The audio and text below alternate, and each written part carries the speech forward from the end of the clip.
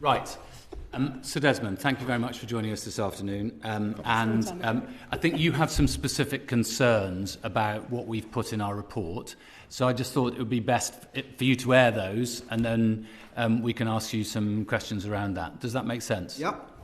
Okay, so the first bit is the additional principle of respect. I'm very much against this. I believe that I'm quite entitled to hold certain things and people in utter contempt. I'm not required to respect them, and I'm answerable to my electorate for holding those views. As I said in my submission, you can't have Satan too in the ecumenical movement. Members of Parliament are quite entitled to hold views that others may find very, very objectionable. That's democracy. And I felt that the inclusion of respect and the requirement to promote certain behaviours, I quote directly from the document, is anathema. Although the behaviours you want us to promote struck me as entirely unobjectional and proper, but nevertheless that requirement on a Member of Parliament to conform to an identikit that you have set out is, encroaching on thought crime. So that was my first point with respect to the respect agenda. Shall we deal with that one first then, and then we'll come to the other point later. Aaron, do you want to ask a question? Well, it's not a question really. It was just wondering, I suppose I'll phrase it in terms of a question. What is the difficulty with MPs expressing a sort of a positive affirmation of fundamental principles such as anti-racism, inclusion and diversity?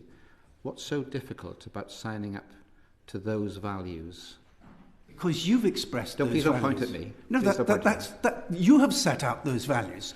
I'm responsible to voters and their values. You can't define who is... Effectively, what you're trying to do is you are defining who is able to be elected and function as a Member of Parliament. That's outrageous. Do you think that society defines these values, not us as individuals? Well, let society define them through a process of election, rather than you as a committee decide what they're to be. Are those characteristics matters of law? Which characteristics matters of law? Anti-discrimination, for example? Not that I'm aware of. When you look at protected characteristics, etc., don't you think it's a matter of law? I'm not required to promote certain behaviours as a matter of law. Okay. Can I just have a go? Go on. When you speak in the House of Commons, you're required to use certain language and you are forbidden from using certain words. Why don't you object to that? Because Parliament has determined that. Oh, right. Well, Parliament is determined to elect this committee, and Parliament will decide whether to adopt any of the things that you're objecting to. So Parliament, that would validate that then? Absolutely. I will have to abide by it. Yeah. But I'm responding to your consultation. I'm saying that I hope Parliament won't do this. Okay, on the question of respect, wouldn't there be a nicer atmosphere in politics if we at least demonstrated the quality of respectfulness in our own characters? I'm all for that. Oh, right, okay, so that might be a compromise. We could settle on respectfulness. Well, it depends how you set it out, but what we can't have is you defining what I must believe and what I must subscribe to. I don't think any of us want to do that. Except that... That's what it's... I mean, ultimately, it comes down to what is in black and white in the report. Okay, but the point is, there are certain principles set out in the report which are not rules. They're a guide to behaviour. And the respect principle or respectfulness principle would simply be that. They're intended to inform the values that are behind the rules. The only reason we've got rules is because we have values. And the only reason society operates is because there are values we sufficiently hold in common which we respect. And therefore, what we are, in the absence of a common set of values that used to exist in this country because we all went to Sunday school and we're all Christians and we were all white, we live in a much more diverse society. So we need to talk about the kind of values that we want our institution to demonstrate, and we want leaders to demonstrate in public life. That's what the 7 principles in public life are all about. Well, look, Erskine May sets out what is acceptable and what's proper in terms of language and behaviour in the chamber and all those things.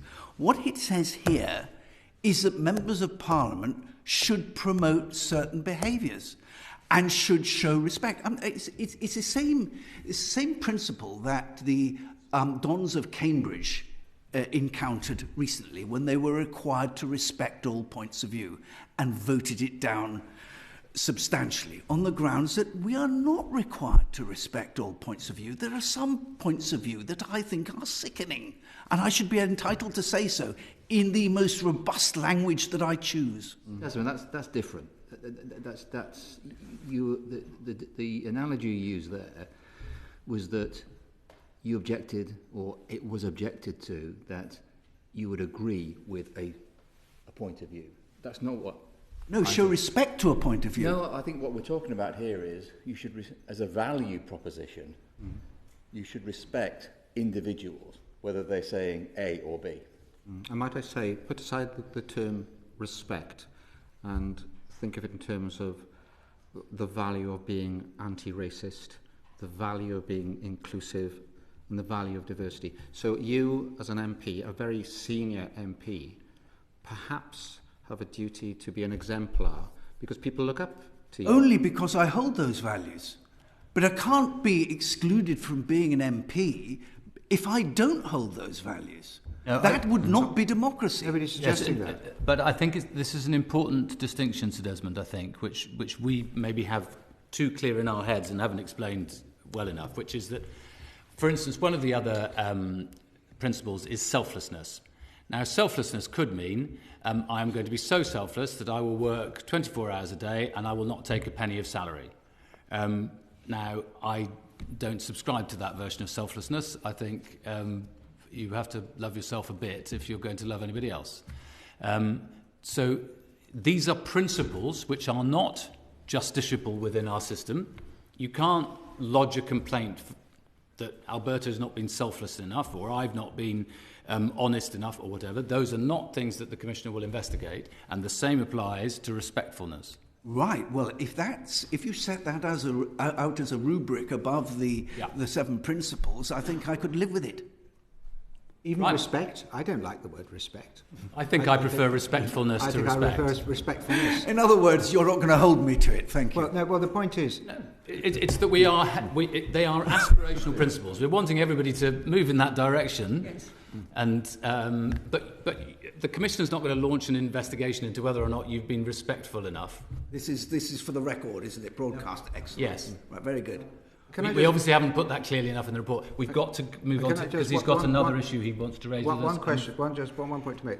We've got 3 minutes before the votes. Okay, I'll shut up. Sorry, your other point. The other point is the expansion, the ability of the Speaker to delegate investigatory powers as to what happens in committees, principally in committees and in the divisions, but equally it does imply also the chamber, notwithstanding in one paragraph you rule that out, it's included in the next. And that strikes me as fundamentally against the Bill of Rights. Questions may not be, no proceeding in Parliament may be questioned in any other place than Parliament. So it may just be worthwhile explaining, and everybody will shoot me down in flames if necessary, but one of the issues we have at the moment is that if something happens in a proceeding in Parliament, for instance, if an MP were to touch up a doorkeeper during a division, that is happening in a proceeding in Parliament, the Commissioner would not be able to investigate because of the Bill of Rights. The Speaker wouldn't be able to investigate. The Speaker has no powers to investigate, and so you have impunity during proceedings in Parliament. What they've done in the House of Lords is to get round this, in particular for ICGS cases, is that they've said that the Speaker of the House of Lords can say, OK, I am referring this matter. It would only be in such a circumstance as that, to the Conduct Committee in the Lords, or, well, in fact, to the ICGS. In which case, you need to define it much more clearly in the explanation, because it's my reading of it was it might extend to the robustness of the questions that were put to witnesses in a committee, which I think would have had a terrible chilling effect. So I think you need to be much clearer in precisely how this would apply. Although, do doorkeepers get touched up in divisions? Can I ask a question, just supplementary on this, which is, if the Speaker was simply able to use the resources of the Parliamentary Commissioner for Standards, but the Commissioner for Standards, he or herself, actually had no power to adjudicate on the matter and could only refer evidence back to the Speaker for the Speaker to adjudicate upon, would that be more acceptable? Yes. But it wouldn't have an appeal. Well, that's how we work in Parliament. And the Speaker, in the end, is accountable. He can be removed. Now, I can hear a division bell, so you better not do anything wrong during the proceeding in Parliament. Yes, I will. I undertake not to touch up any doorkeepers Thank or you anyone very much. else. On that note, I'm afraid I've got to suspend until we come back. Now, I'm not sure how many votes there are going to be. At least two. At least two. So we will either be back at past. Sorry about this, everybody. Or we'll be back at 1:45. Each vote takes 15 minutes. You can go and have a cup of tea. We've got to go and vote. Okay. Is it just the evidence from Kate? Yeah, and so it's just Kate Green.